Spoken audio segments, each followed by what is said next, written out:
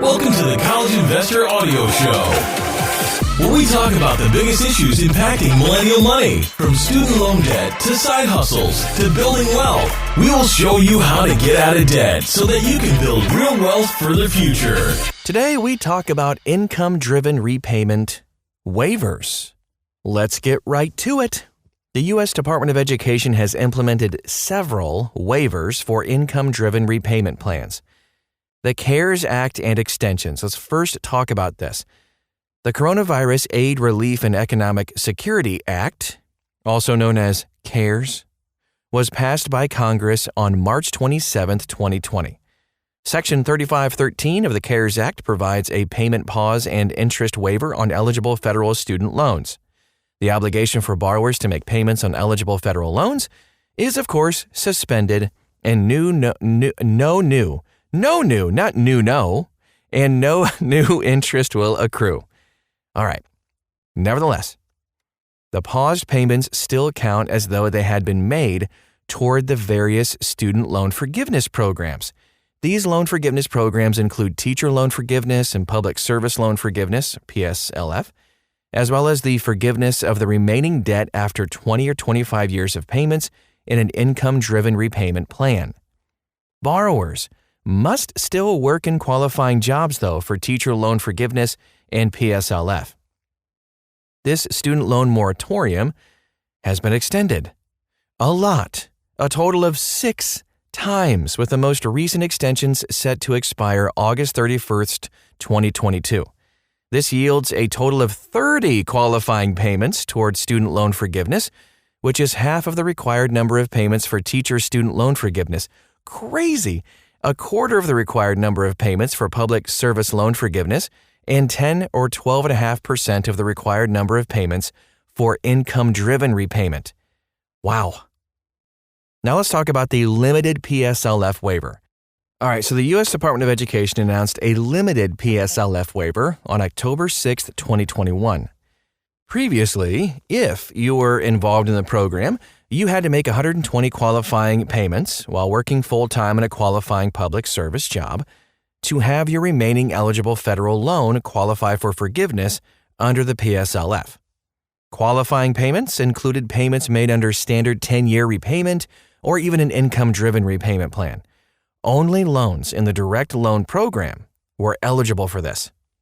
Congress also created the Temporary Expanded Public Service Loan Forgiveness, TEPSLF, or TEPSLF.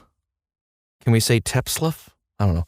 To allow for payments made under graduated repayment and extended repayment plans to count, provided that the payments made during the last 12 months were at least as much as they would have been under an income-driven repayment plan.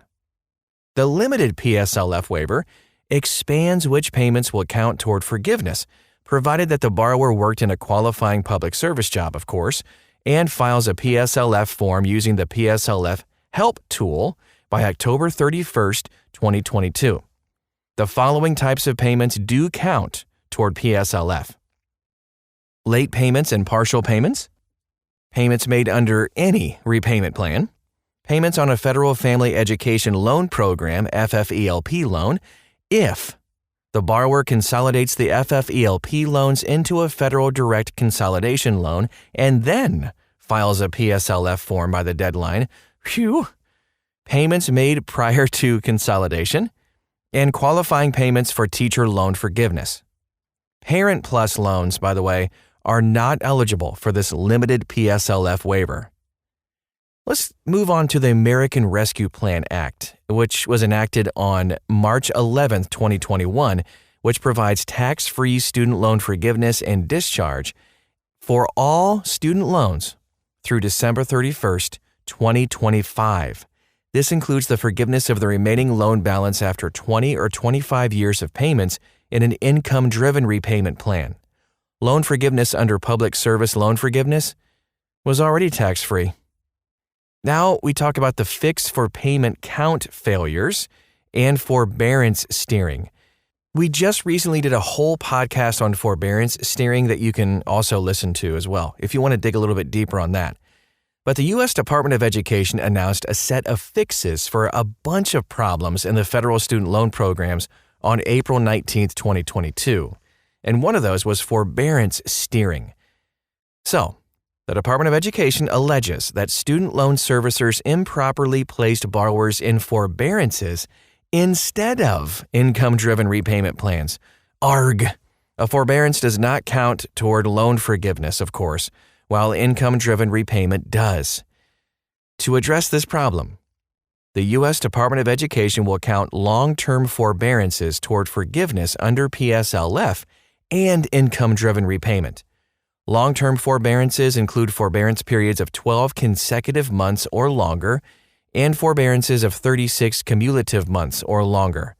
If a borrower does not qualify for this waiver, but feels that they may have been a victim of forbearance steering, they can request a review of their situation by filing a complaint with the FSA Ombudsman.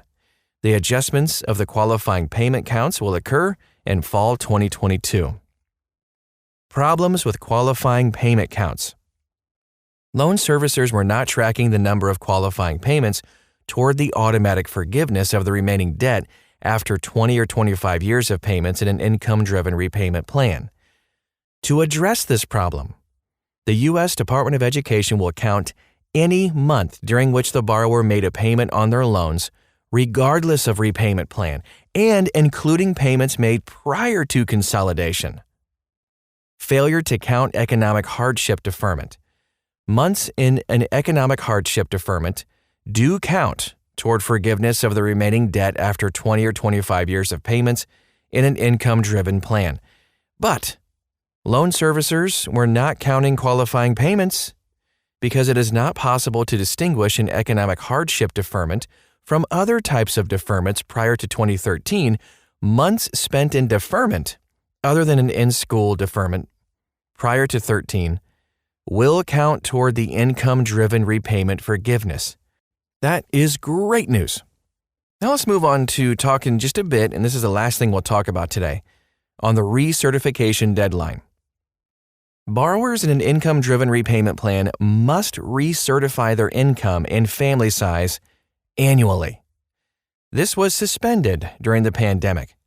Borrowers who were scheduled to recertify starting in March 2022 are just going to have their recertification date delayed for at least a year. So this means that the earliest a borrower could be required to recertify is March 2023.